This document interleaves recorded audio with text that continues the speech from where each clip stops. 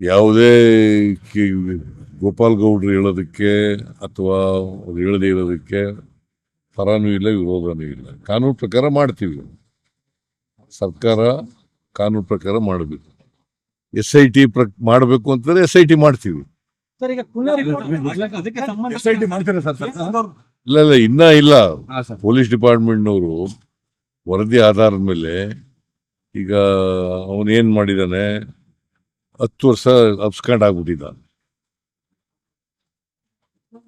ಅವನು 164 ಸ್ಟೇಟ್ಮೆಂಟ್ ಕೊಟ್ಟಿದ್ದಾನೆ ಪೊಲೀಸ್ ಮುಂದೆ.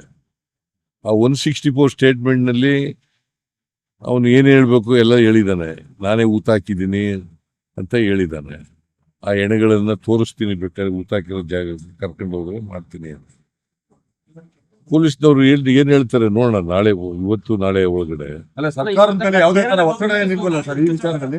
ಸರ್ಕಾರದ ಮೇಲೆ ಯಾವುದೇ ತರ ಯಾವುದೇ ಒತ್ತಡ ಇಲ್ಲ. ಒತ್ತಡ ಹಾಕಿದ್ರು ನಾವು ಯಾರ ಮಾತು ಕೇಳಲ್ಲ, ಕಾನೂನು ರೀತಿಯೇ ಮಾಡ್ತೀವಿ.